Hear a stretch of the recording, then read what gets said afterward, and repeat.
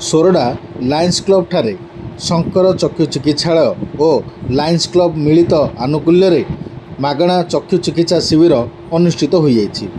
गंजाम जिला सोरडा आज Lions club ठारे एक मागणा चक्षु चिकित्सा शिविर अनुष्ठित होता। यह शिविरटी शंकर चक्षु चिकित्सालय और लायन्स क्लब मिलित यही मागणा चक्षु चिकित्सा शिविरटी अनुष्ठित होता।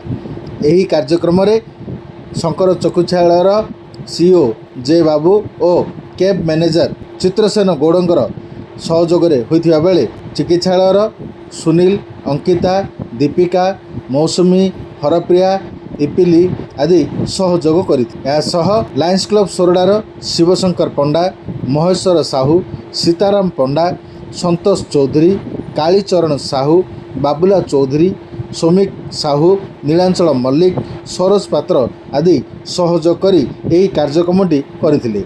आज यही मागणा चक्षु चिकित्सा शिविर में समुदाय 70 जनकर चिकित्सा होता बेले से अस्त्रोपचार 35 जन को समरझोल शंकर चिकित्सालय को निया सूचना मिली।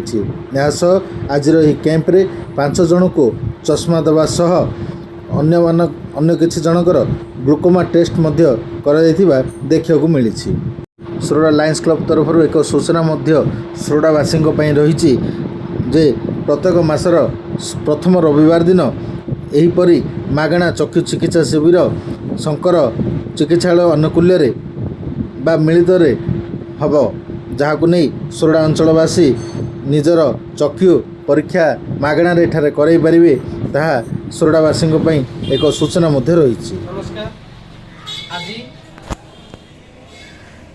गांधी जयंती उपलक्षे लायन्स क्लब सोरडा ठारे एक मागणा परल चक्षु परीक्षा शिविर आयोजन करा। उक्त शिविर में मोट 70 जनकर चक्षु परीक्षा करा। 20 जन को परल चिकित्सा शंकर चक्षु चिकित्सालय समरझोल को निगला। वर्तमान सोरडा लायन्स क्लब ठारे मासर प्रथम रविवार दिन मागणार चक्षु परीक्षा करा। तेणु समस्त को आम जनईदेक चाहूँ जे प्रत्येक मासर प्रथम रविवार दिन आसी आपण मैंने निजर आखिर परीक्षा करें। बहुत बहुत धन्यवाद। आम लायन्स क्लब सोरडार समस्त मेम्बर मान धन्यवाद जनाऊँ। आमको एमती साहाय्य कर आगक समस्त चक्षु परीक्षा करके समस्त सेवा जोगे। बहुत बहुत धन्यवाद।